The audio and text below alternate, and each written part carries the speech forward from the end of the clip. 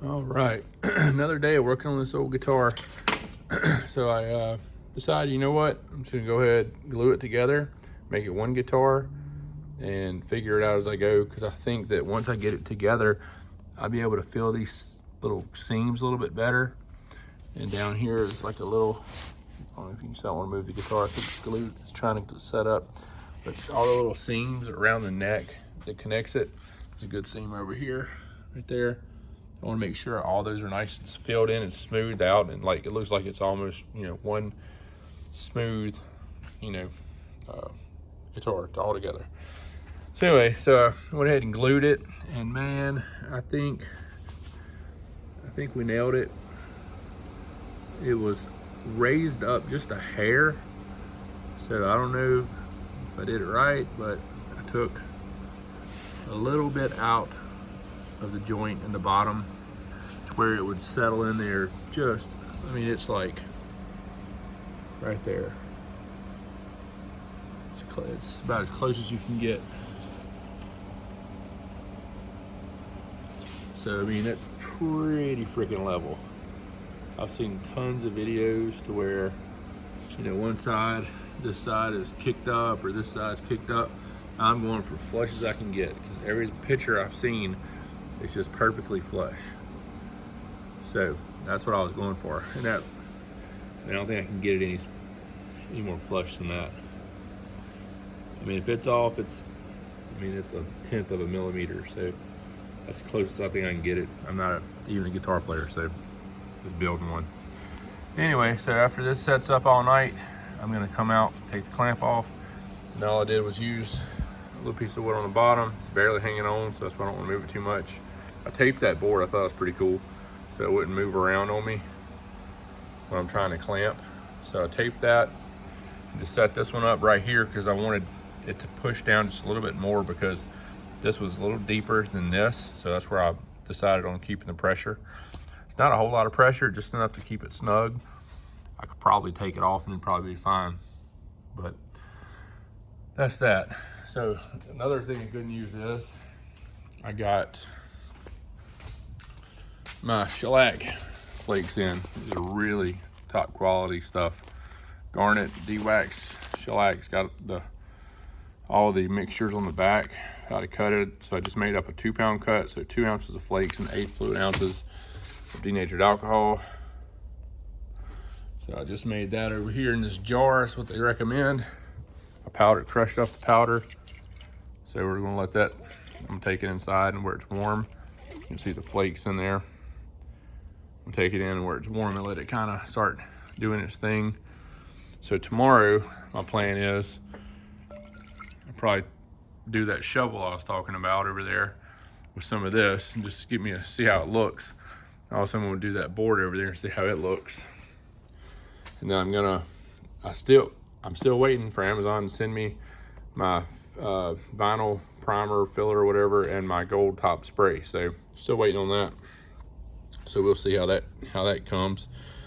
What else? This head's done.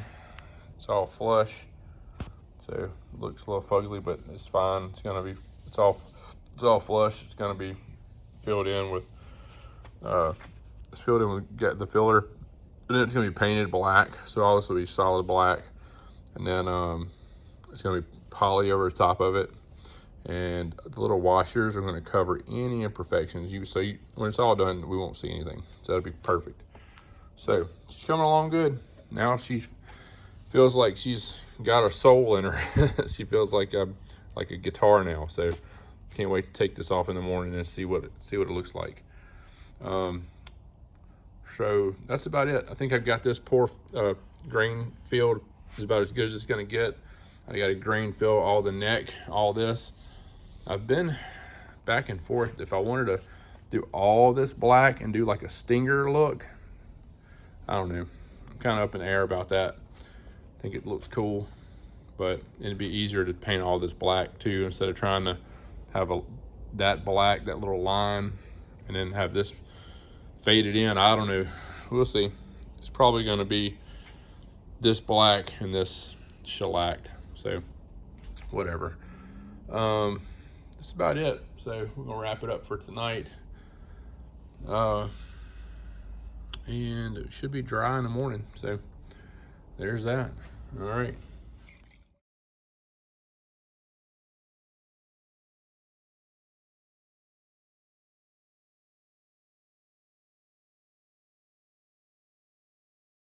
All right, so this is, I don't know, day something.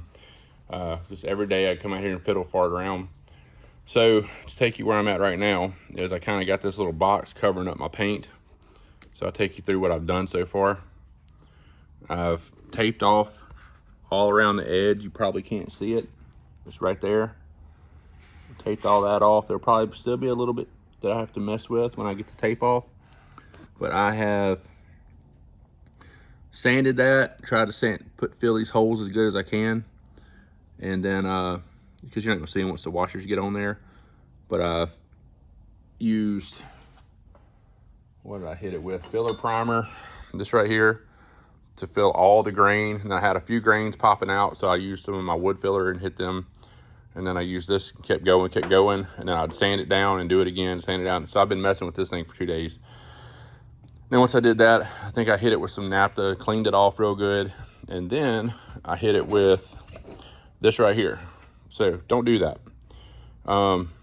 It takes forever to dry, and I'm gonna clear over this anyway. So just go ahead and get some matte black. You can see that's already looking good, like it's already drying up. So it'll dry a lot faster than this gloss. I thought I would just do the gloss and it would look great and get hard and blah, blah, blah. No. So I've been out here fiddling, farting around with all kind of different stuff. So anyway, so I sprayed it with enamel yesterday, let it sit for about 12 plus hours. I know that's not long enough. Some of y'all probably tell me about myself. But anyway, so I let it sit, came out here this morning. It just wasn't what I wanted. So I just started taking a little bit of 1500 grit, and that wasn't enough. So I got 400 grit, this right here, 400 right there. And I started wet sanding right there. Got some mix with some water and soap in it. I just wet sanded, just tried to knock a few layers off. And then I made a little hot box and I put it in this box. I put the guitar neck in here and I started blowing hot air up there, and it came out the hole down there. And I just laid this over the top of the guitar. So I tried to dry it real good.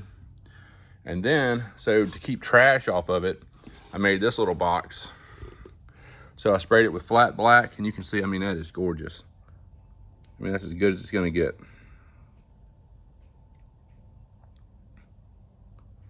So I put this over the top of it, and that'll keep any trash from getting into it. And what I did after I hit it with a coat, I would turn this on low, just kind of sit it back here and let it blow in there and cool it off and heat it off. Because it's about 70 degrees in the shop. I don't know what the humidity is, but I can tell you it ain't that humid in that box right there. So it's like 80-something% humidity outside. Anyway, so I'm gonna let this just sit here and do its thing. And the next goal is, after it dries off real good, I'm going to remove all of the tape off of it. The next goal will be to do this and get all this with the shellac, and I'm gonna show you what that looks like. And then after the shellac, after it dries, it and take but a little bit to dry, I'm probably gonna work on getting this top sprayed off today. So that's gonna be the white vinyl sealer and the bright gold.